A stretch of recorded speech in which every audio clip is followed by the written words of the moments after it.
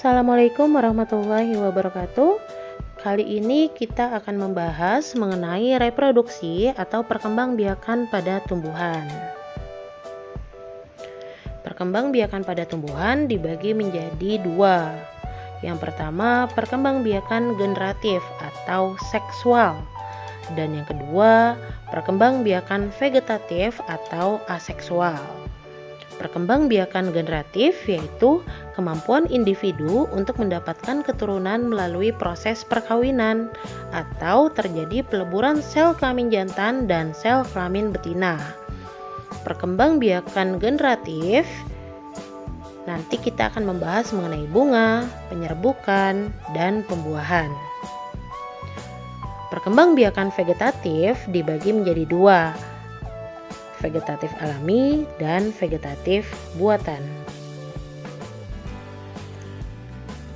Pada kali ini kita akan membahas mengenai perkembangbiakan pada tumbuhan Angiospermae atau tumbuhan berbiji tertutup, perkembangbiakan pada tumbuhan Gymnospermae atau tumbuhan berbiji terbuka, perkembangbiakan pada tumbuhan lumut dan tumbuhan paku, dan yang terakhir, teknologi reproduksi pada tumbuhan.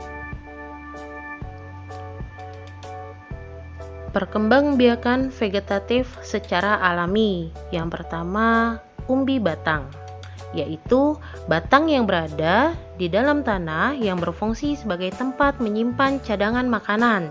Contohnya, kentang, umbi dahlia, gadung. Yang kedua, umbi lapis, yaitu modifikasi batang dan daun, yaitu pelepah dan daun yang bertumpuk dan berlapis-lapis, mengalami penebalan, lunak, serta berdaging. Contohnya bawang merah, bawang putih, bawang bombay. Yang ketiga, rhizoma atau akar tinggal, yaitu batang yang tumbuh mendatar di bawah permukaan tanah. Contohnya lengkuas, kunyit, bunga tasbih.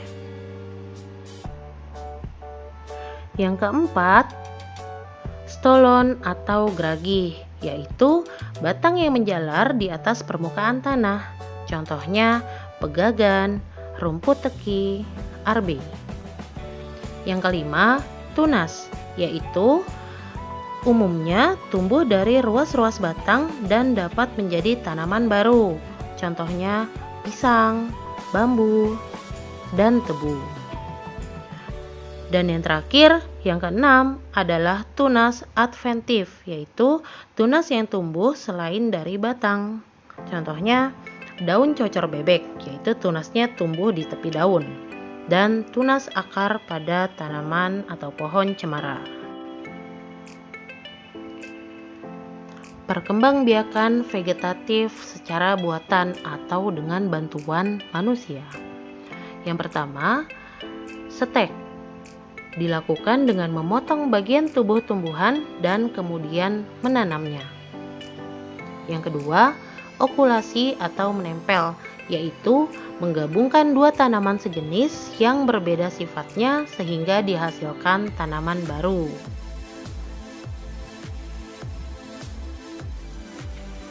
Pada okulasi, kita memiliki tanaman A, misalnya di sini ada batang pokok disayat kulitnya, kemudian ada tanaman B, yaitu diambil mata tunasnya.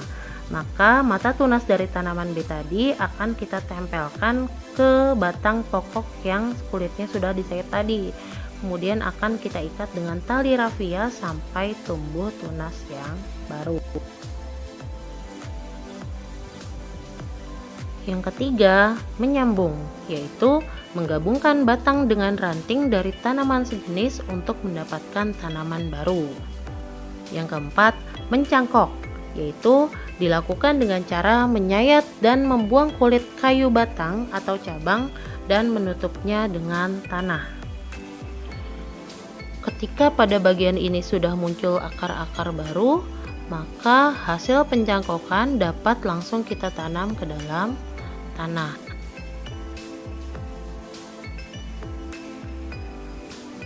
Yang kelima adalah merunduk, yaitu dilakukan dengan cara membengkokkan atau melengkungkan sebagian cabang tanaman hingga menyentuh tanah.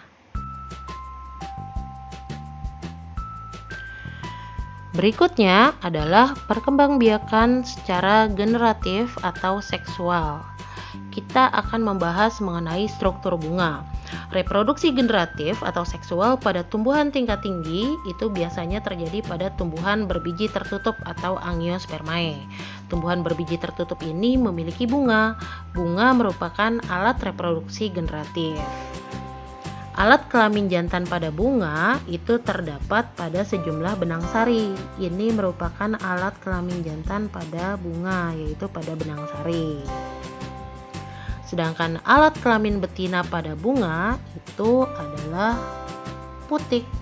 Jadi putik ini tersusun atas ada bakal buah, tangkai putik, dan kepala putik. Proses pembentukan sel kelamin jantan dan sel kelamin betina pada bunga. Sel kelamin jantan disebut juga sebagai sel mikrospora, terdapat di dalam ruang sari. Jadi ini ada gambar benang sari, di bagian kepalanya itu terdapat ruang sari yang berisi serbuk sari atau sel kelamin jantan. Sedangkan sel kelamin betina itu terdapat di dalam bakal buah. Jadi di sini ada gambar bakal buah dan putik. Nah, bakal buah merupakan tempat terdapatnya bakal biji. Bakal buah biasanya terletak di dasar bunga dan bentuknya menggelembung. Di dalam bakal biji ini terdapat sel telur atau sel kelamin betina yang merupakan gamet betina atau sel kelamin betina tadi. Proses yang berikutnya adalah proses penyerbukan atau polinasi, yaitu jatuhnya serbuk sari di kepala putik. Berdasarkan asal serbuk sarinya, proses penyerbukan dibagi menjadi 4. Yang pertama, penyerbukan sendiri atau autogomi, yaitu proses penyerbukan bunga yang terjadi ketika serbuk sarinya itu berasal dari tanaman itu sendiri. Jadi, serbuk sari akan jatuh ke kepala putik dalam satu bunga. Yang kedua adalah penyerbukan tetangga atau geitonogami, apabila asal serbuk sari dari bunga lain namun masih satu tanaman. Jadi penyerbukan tetangga ini serbuk sarinya itu berasal dari bunga lain tapi masih dalam satu tanaman. Yang ketiga adalah penyerbukan silang atau alogami, apabila benang sari berasal dari tumbuhan lain yang masih sama jenisnya. Pada penyerbukan silang, ini terdapat tanaman A dan terdapat tanaman B yang masih satu jenis. Serbuk sari dari tanaman A akan jatuh di kepala putik pada tanaman B yang masih satu jenis. Dan yang keempat adalah penyerbukan bastar atau hibridogami, yaitu jika serbuk sari suatu bunga berasal dari tanaman lain yang memiliki jenis berbeda atau setidaknya ada satu sifat yang berbeda. Pada penyerbukan bastar, di sini kita punya tanaman A dan tanaman B yang berbeda jenis atau bisa juga memiliki satu sifat yang berbeda. Jadi serbuk sari dari tanaman A ini akan jatuh di kepala putik pada tanaman B. Bisa dilihat di sini gambarnya berbeda antara tanaman A dan tanaman B. Yang berikutnya, setelah tadi kita mempelajari mengenai struktur bunga, sel kelamin pada bunga, penyerbukan, maka sekarang kita akan membahas mengenai pembuahan atau fertilisasi. Yang akan kita bahas yaitu mekanisme pembuahan ganda pada Angiospermae. Pembuahan ganda pada Angiospermae atau pada tumbuhan berbiji tertutup itu terjadi 2 kali proses pembuahan. Yang pertama yaitu proses peleburan inti generatif 1 atau sel kelamin jantan dengan ovum yang akan membentuk zigot dan akan berkembang menjadi embrio. Pembelahan yang kedua yaitu peleburan inti generatif 2 atau sel kelamin jantan dengan kandung lembaga sekunder yang akan membentuk endosperma atau cadangan makanan. Prosesnya diawali dengan penyerbukan, yaitu jatuhnya serbuk sari ke kepala putik. Setelah beberapa saat, serbuk sari ini akan berkecambah dan akan memunculkan saluran kecil yang dinamakan buluh serbuk sari. Jadi si serbuk sarinya nanti akan menghasilkan atau membuat saluran buluh serbuk sari di sepanjang putik. Buluh serbuk sari ini nanti bertujuan untuk memberi jalan menuju ke bakal biji. Selama perjalanan tadi, inti serbuk sari atau sel kelamin jantan akan membelah menjadi 3 bagian, yaitu inti vegetatif, inti generatif 1, dan inti generatif 2. Ini merupakan sel kelamin jantan. Inti vegetatif itu akan berjalan paling depan karena inti vegetatif ini berfungsi sebagai pemberi jalan dari buluh serbuk sari sampai ke bakal biji. Fungsinya untuk memberikan jalan. Kemudian yang terjadi selanjutnya adalah inti generatif 1 akan masuk ke dalam bakal biji dan akan membuahi sel telur. Inti generatif 1 akan membuahi sel telur dan akan membentuk zigot. Yang berikutnya, inti generatif 2 akan masuk dan membuahi inti kandung lembaga sekunder dan akan membentuk endosperma. Proses 2 kali pembuahan ini disebut sebagai proses pembuahan ganda pada tumbuhan berbiji tertutup. Pada perkembangan selanjutnya, zigot akan berkembang menjadi embrio, yaitu calon tumbuhan baru. Sedangkan endosperma itu digunakan sebagai sumber makanan pertama pada proses perkecambahan biji. Ya, materi berikutnya mengenai perkembangbiakan pada tumbuhan Gymnospermae, yaitu tumbuhan berbiji terbuka. Pada tumbuhan Gymnospermae, biji akan langsung terekspos atau terletak di antara daun-daun penyusun strobilus. Contoh tumbuhan berbiji terbuka adalah melinjo, pinus, pakis haji, damar.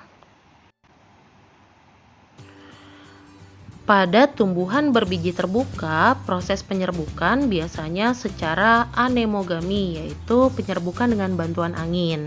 Serbuk sari jatuh langsung pada bakal biji. Kemudian, pembuahan yang terjadi pada Gymnospermae disebut sebagai pembuahan tunggal, yaitu inti generatif atau sel kelamin jantan akan melebur dengan inti sel telur atau sel kelamin betina. Sel kelamin jantan dan sel kelamin betina pada tumbuhan berbiji terbuka terdapat pada konus atau strobilus. Materi berikutnya mengenai perkembangbiakan pada tumbuhan lumut dan tumbuhan paku. Pada tumbuhan lumut dan tumbuhan paku terdapat istilah metagenesis, yaitu pergiliran keturunan antara fase vegetatif dan fase generatif. Jadi, sepanjang hidupnya, tumbuhan lumut dan tumbuhan paku itu mengalami pergiliran keturunan selama masa hidupnya, yaitu fase vegetatif disebut juga sebagai fase sporofit, merupakan tahap pada saat tumbuhan menghasilkan spora. Sedangkan fase generatif disebut juga sebagai fase gametofit, yaitu tahap di mana tumbuhan akan menghasilkan gamet atau sel kelamin. Metagenesis pada tumbuhan lumut. Jadi, pada tumbuhan lumut kita memiliki fase dominan atau sepanjang hidupnya kita biasanya melihat tumbuhan lumut itu dalam bentuk lembaran-lembaran daun seperti ini. Nah, fase hidup dominan pada tumbuhan lumut itu disebut sebagai fase gametofit. Jadi lumut yang kita lihat selama ini itu merupakan tumbuhan lumut dewasa dalam fase gametofit, di mana nanti akan menghasilkan archegonium dan antheridium. Archegonium ini akan menghasilkan sel telur dan antheridium akan menghasilkan sel sperma. Sel telur dan sel sperma akan melebur dan membentuk zigot. Ini merupakan fase dominan dalam kehidupan lumut. Sedangkan fase sporofit pada tumbuhan lumut di sini merupakan fase yang tidak dominan. Biasanya kita jarang melihat fase sporofit pada tumbuhan lumut karena biasanya berumur pendek. Fase sporofit pada tumbuhan lumut dia akan menghasilkan spora. Spora ini nanti akan jatuh di tanah dan akan tumbuh menjadi lumut muda atau kita sebut sebagai protonema. Yang berikutnya yaitu metagenesis pada tumbuhan paku. Pada tumbuhan paku yang sering kita jumpai dalam kehidupan adalah tumbuhan paku yang seperti ini. Terlihat daun, kemudian di balik daunnya biasanya ada kantung-kantung spora atau yang kita sebut sebagai sorus. Jadi, fase dominan pada tumbuhan paku itu merupakan fase sporofit, yaitu ketika tumbuhan paku dapat menghasilkan spora. Fase sporofit ini di sini terdapat tumbuhan paku, yaitu fase sporofit, dia akan menghasilkan sporofil. Sporofil akan menghasilkan sporangium. Sporangium akan menghasilkan spora. Spora ini nanti akan jatuh di tanah dan akan membentuk protalium. Sedangkan fase gametofit pada tumbuhan paku itu fase yang tidak dominan atau umurnya biasanya pendek. Kita jarang melihat fase gametofit pada tumbuhan paku. Jadi fase gametofit pada tumbuhan paku nanti dimulai dari protalium atau paku kecil. Protalium ini nanti akan menghasilkan antheridium dan archegonium. Antheridium akan menghasilkan sel spermatozoid, sedangkan archegonium akan menghasilkan sel ovum. Spermatozoid dan ovum ini nanti akan melebur menghasilkan zigot.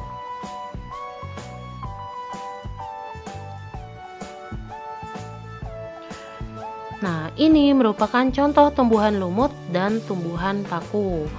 Jadi ingat ya, pada tumbuhan lumut yang sering kita jumpai merupakan lembaran-lembaran daun berwarna hijau. Nah, tumbuhan lumut ini yang kita lihat itu merupakan fase gametofit. Jadi fase gametofit pada tumbuhan lumut itu akan lebih dominan. Sedangkan pada tumbuhan paku yang kita lihat bentuknya adalah seperti ini. Jadi ini contoh dari tumbuhan paku. Biasanya di bagian bawah daun itu terdapat sorus atau kantung-kantung spora ini. Jadi pada tumbuhan paku, fase dominannya merupakan fase sporofit atau fase vegetatif.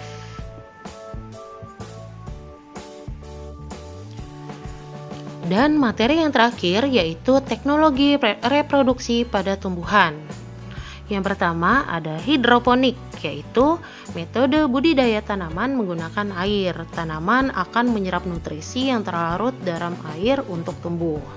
Yang kedua, vertikultura, yaitu metode budidaya tanaman dengan cara membuat instalasi bertingkat. Dan yang ketiga adalah kultur jaringan, yaitu proses perbanyakan tanaman dengan memanfaatkan bagian tumbuhan untuk ditumbuhkan dalam media steril yang mengandung nutrisi.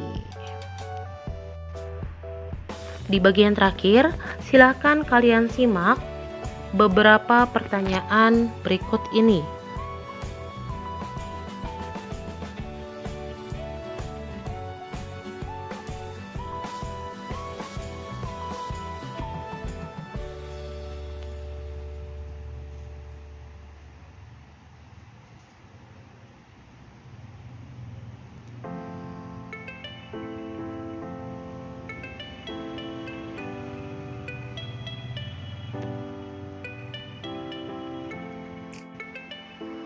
Cukup sekian, terima kasih. Wassalamualaikum warahmatullahi wabarakatuh.